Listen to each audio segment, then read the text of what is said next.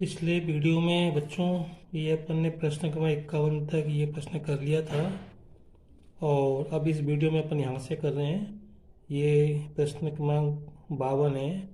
यदि a plus B plus C बराबर 0 है तो a cube plus B cube plus C cube का मान क्या होगा इसमें से। तो इसके लिए हमको एक सूत्र याद होना चाहिए, वो मैं यहाँ पर लिख देता हूँ। तो ये सूत्र था a cube plus B cube plus C cube minus 3ab is equal to A plus B plus C, दूसरे ब्रैकेट में A square plus B square plus C square minus A B minus B C minus A C. इस सूत्र का उपयोग इसमें होगा। यहाँ पे तो देखो ए प्लस बी प्लस सी का मान 0 ये अपने को दिया हुआ है। अगर ये मान ए प्लस बी प्लस सी का मान अपन यहाँ पे रख देंगे तो 0 आएगा, और 0 का गुणा अपन इस कोष्टक में करेंगे तो क्या होगा, ये पूरा 0 हो जाएगा। क्या हो जाएगा, ये पूरा 0 हो जाएगा। अब इसके बाद हम इस 3abc को अपन इधर ले जाओ तो इधर क्या हो जाएगा, A cube plus B cube plus C cube, 3abc इधर जाएंगे तो प्लस के हो जाएंगे। तो बस ये तो पूछा A cube plus B cube plus C cube का मान क्या होगा, तो 3abc होगा। तो अपना उत्तर क्या होगा, ये होगा। चलिए अब देखते हैं प्रश्न का मतलब अपन एक्स अक्ष से बिंदु 4 5 की लंबिक दूरी। तो मैं आपको यहाँ पे बताता हूँ, ये इस तरह से होता है। इसको एक्स अक्ष कहते हैं, इसको वाई अक्ष कहते हैं। यहाँ पे कोई बिंदु है 4 5, तो एक्स अक्ष से जो दूरी होती है वो वाई का मान होता है। तो ये जो बिंदु है इसकी एक्स अक्ष से दूरी, ये एक्स अक्ष से दूरी 5 के बराबर होगी। जो वाई का मान होता है वो एक्स अक्ष से दूरी होती है। तो यहाँ पे सही उत्तर क्या होगा, ये डी वाला होगा। अगला प्रश्न है रैखिक समीकरण 3x प्लस 4y बराबर 8 का आलेख y अक्ष को निम्न में से किस बिंदु पर काटता है। देखो कोई भी रेखा अगर y अक्ष को काटेगी तो उस बिंदु के लिए x का मान क्या होगा, 0 होगा। देखो मैं आपको यहाँ पे बताता हूँ।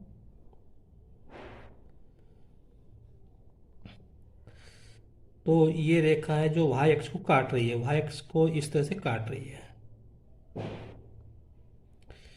इस बिंदु पे जो होगा x का मान 0 होगा। अब y का मान क्या होगा हमें नहीं मालूम, तो बस ये हमको निकालना है।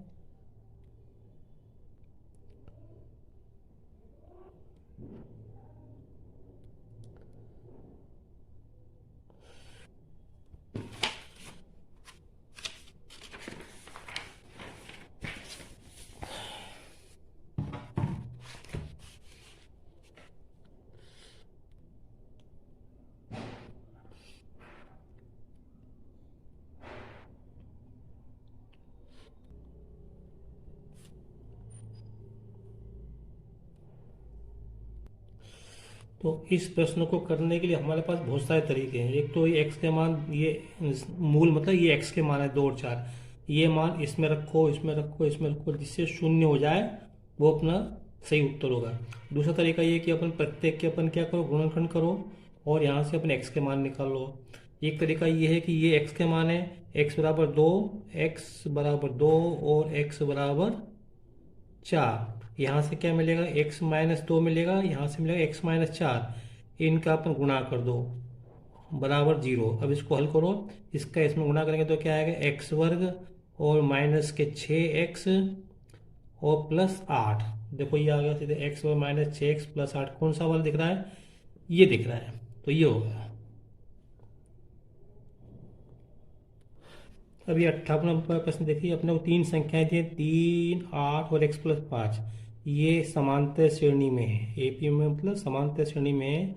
तो हमको ये x का मान निकालना है। तो देखो मैं आपको याद दिलाता हूँ कि अगर ये ए बी सी 3 पद समांतर श्रेणी में है, समांतर श्रेणी में है, तो हमको क्या मालूम है, हमको ये मालूम है b बराबर क्या होता है, a प्लस सी बटे 2 होता है। तो यहाँ पे अपने को a का मान कितना दिया है, यहाँ पे दिया है a का मान 3 दिया है और प्लस c का मान कितना दिया, x प्लस 5, a प्लस सी बटे 2 और b दिया है हमको कितना, b दिया है 8। तो अब इसका गुणा है, अब इसका गुणा इसमें 8 दूनी 16 और 3 उधर लाओ तो 16 माइनस 3, ठीक है। और ये 5 भी इधर आ जाएंगे तो माइनस हो जाएंगे, इधर क्या हो जाएगा x।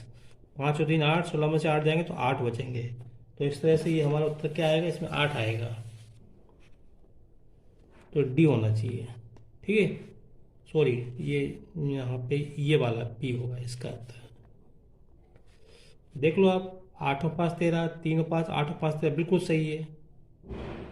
चलो आगे आगे देखते हैं। ये प्रश्न दिया है x बराबर 2 प्लस वर्गमूल 3, तो x प्लस 1/x का मान हमको निकालना है। अब कैसे करेंगे देखते हैं।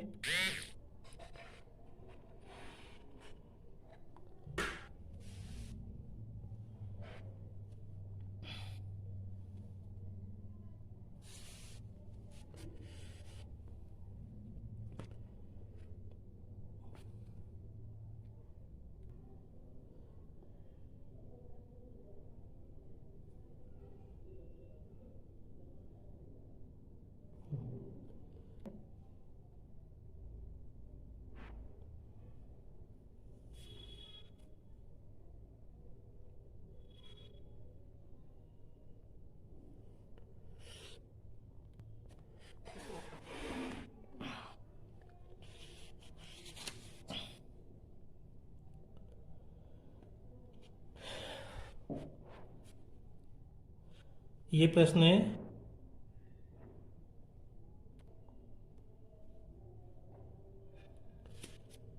तो ये प्रश्न देख लिया ना, टेन थीटा बराबर 6/2 वर्गमूल 3। तो यहाँ से इसको काट दे तो क्या आएगा, ये 3/3 तो इसको लिखा अपने वर्गमूल 3 गुणा वर्गमूल 3 है ना, तो ये इससे कट जाएगा तो वर्गमूल 3 बचेगा। तो किस कोण के लिए टेन का मान वर्गमूल 3 होता है, तो टेन 60। तो यहाँ टेन थीटा बराबर टेन 60 आ गया है। तो ये टेन से टेन मनी मन में काट देना, तो थीटा बराबर कितना आ गया, 60 डिग्री। तो सही उत्तर क्या होगा, ये वाला होगा, ये रहा। चलो आगे देखते हैं। यहाँ पे x² - 4x प्लस के मूल वास्तविक हों, तो देखो भैया, जब मूल वास्तविक होते हैं तो क्या होता है, b² - 4ac बड़ा या बराबर 0 होता है। देखो भैया, कभी कभी हम ऐसे लिखते हैं, कभी कभी ऐसे लिखते हैं। यहाँ पे लिखा होता है मूल वास्तविक और भिन्न, यहाँ पे लिखते हैं, और जब मूल बराबर होते हैं तो ऐसे लिखते हैं अपन। लेकिन यहाँ पे क्या है, मूल वास्तविक है, अब भिन्न के बराबर हमको नहीं मालूम, इसलिए हमको ये दोनों कंडीशन लिखनी पड़ेगी। यहाँ पे माना तो ये a का मान 1, b का मान -4, c का मान p। तो मान लिख दो -4 का वर्ग 16 -4, a का मान 1 और है ना, a का मान 1 और p बड़ा या बराबर 0। तो यहाँ से इस 16 बड़ा या बराबर 4p, यहाँ से 4 बटे में जाएंगे तो 4×6 = 16, तो p छोटा या बराबर 4, p छोटा या बराबर 4, तो ये आएगा। आगे देखते हैं। प्रथम 20 प्राकृत संख्याओं का माध्य। तो सबसे पहले तो भैया ये है कि संख्याओं का माध्य कितना होगा, तो सबसे पहले तो विषम प्राकृत संख्या लिख लो 20। तो कहाँ से शुरू होगी विषम, 1 3 5।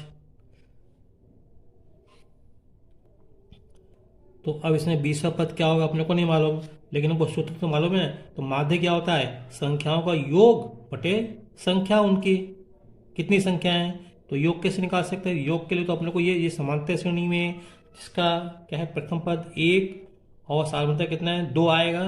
तो सूत्र हमको मालूम है क्या होता है, SN बराबर n/2 कोष्टक में 2a + n - 1 गुणा d। ये फटाफट करना पड़ेगा अपने को। तो n/2 मतलब 20/2, 20/2 मतलब 10 हो जाएगा। 2a 2 गुना 1 2, ऐसे करना पड़ेगा परीक्षा में आपको। और n - 1 20 पद है तो 19। डी का मान कितना है, डी का मान 2 गुणा 2। ठीक है, ये तो योग आ गया। बटे में क्या करेंगे अपन, भाग देंगे किसका, 20 का। तो इसको हल करेंगे तो ये क्या होगा, माध्य आएगा। तो देखो 10 एकम 10, 10 दूनी 20, ये सीधे कट गए। और 19 दूनी 38 और तो 40, 40 में 2 का भाग में कितना आएगा, 20 आएगा। तो मतलब ये हो गया। यहाँ से क्या किया, देखो मैंने पहले समांतर श्रेणी लिख ली, फिर इसका योग निकालने के लिए सूत्र लिखा। तो ये योग हो गया बटे पदों की संख्या, कितने पद है, 20 पद है। यहाँ से देखो 20 संख्या है ना, तो भाग दे दिया मैंने सीधे। बस परीक्षा में हमको जो है करके नहीं दिखाना है।